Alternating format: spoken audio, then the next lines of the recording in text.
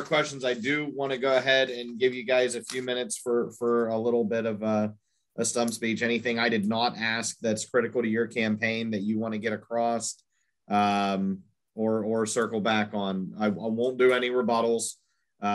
So this is just kind of your final, just why. I'm gonna watch the clock. So if I have to jump in, I will give you a few seconds to wrap it up. I'm not going to cut you off cold, but let's try to keep these to about 3 minutes. And again, if we start pushing up on it, I might say, can we wrap it up and then go ahead and put a bow on it and we'll move on. If we can go ahead and start this off with Jon, please. I was gonna say my number came due eventually.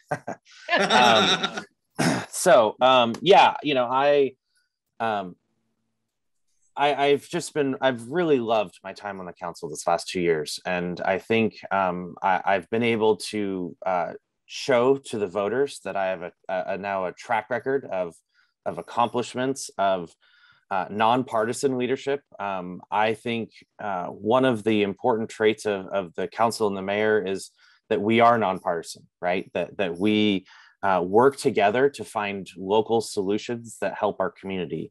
I think, I've shown through my votes a commitment to fiscal responsibility, right? That we make smart investments, that we limit as much as possible any increases.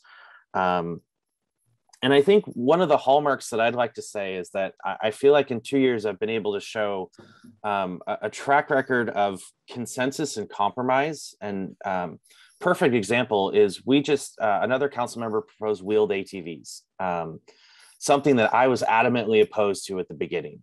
But after talking with community members, doing more research, and then being able to negotiate with the council to come to a compromise to allow wheeled ATVs, the side-by-sides, but not the four-wheelers, which have extra safety issues, and to pass that unanimously, 5-0, right? I think is a real testament to the kind of leadership that I bring to the council, and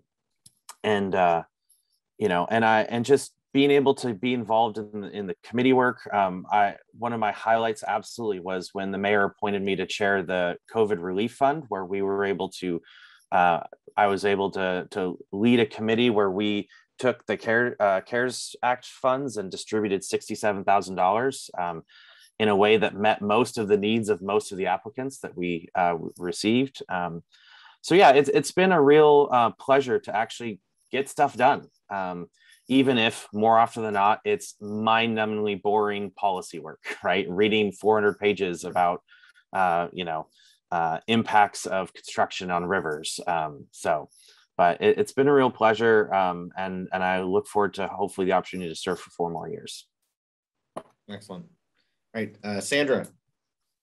Okay, I totally agree with Jon that it's been an interesting ride the last few years, especially with COVID and the challenges that we had. But I am hoping that I'll get reelected because there's still so much to do. COVID did put a pause on some of our programs, but we have so much to do, and we're such a cohesive group. And Mike, Jon, and I have learned the government side of business, and working together, we have really accomplished a lot. I'm not going to bore you with all my accomplishments. They're on my Facebook page if you'd like to see it. But being nominated by 2 different mayors and elected by 2 different city councils, Mayor Pro Tem, has meant a lot to me, because it's shown that I'm respected, and I appreciate that. And representing the city and the county's counterpart to what Jon did for the city of Kalama, I did for the county, which was multi-million dollars for businesses, for CARES from COVID. And I've also represented the city on the statewide audit of Kalama financials, and which was an outstanding experience. I was never so proud of all the people that are involved in the record keeping, finances, meeting management, such outstanding reviews with no negative feedback. My responsibility is in public work, and I feel that I would love to have an increase in budget so that we could do more, so we could buy fancy systems, so we could have things that have backups in our supply store, but we don't have the money. We're a city, we're not a company. And the city can only do so much within the law. And that's what we have to watch. And for that reason, I found out that the difference between corporate and government is government, everything you do is related to law. And I think the public works is doing a fabulous job. And I believe, and I know Kelly and Adam are giving everything they can. We're finding funds, and where we find funds, we're able to do something. 3 minutes. Okay, so I just hope that I'll win the election and we can continue on our road. Thank you. Thank you. Thank you. Scott. Okay. So first of all, I'm just going to come out and say that this is not personal to me.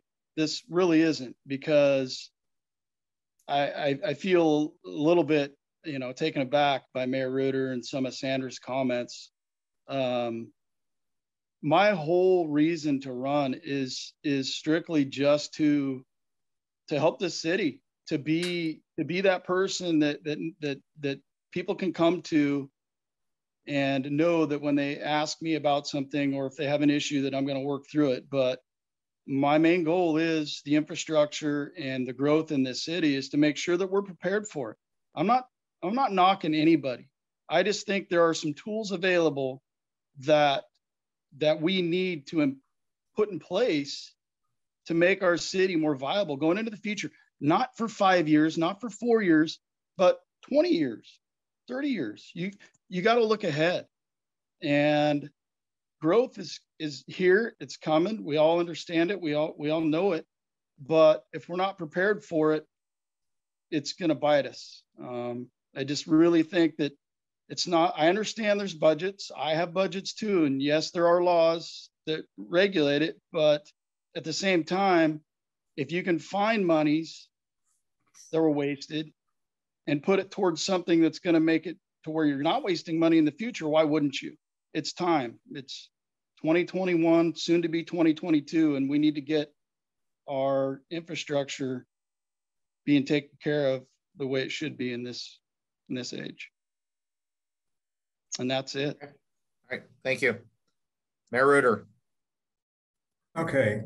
There's two things that I was thinking about when it comes to my electoral thing. Trying to think how to put it. Being a mayor, as I walk the talk when it comes to community engagement. Even on top of my regular job, doing the mayor job, I'm also the chairman of the Kalama Walk and Knock, a board member of the Lower Columbia CAP board, the president of the Woodland Kalamaquanas, and Lions Club member, and I also clean up every Saturday morning at downtown. And I think right now, experience and continuities is really paramount. We got a really young council in terms of, most of them has only been there for about a year and a half. We definitely need to have continuity and experience throughout the rest of this pandemic here. We're not through it. And which leads me to my last point of my campaign thing is making politics boring again. To take the rhetoric and the craziness out of politics and make it to where it's a business meeting, not an activist meeting, not to go against governors and city councilors and mayors and have this constantly divisive future. Now, I want to make it where it's the way it used to be, years ago, when it was just a business meeting to get things done in this city. So yeah, that's why I'm running again. Excellent. Well, I do appreciate all of your times. Again, what we'll do from here is we'll review the recording. We'll meet it as an editorial board, and should we make any endorsements, they will run before ballots are in mail. So we appreciate your time you're investing in running. Appreciate your time in interviewing with the board here. And it's been a pleasure getting to know y'all a little bit better.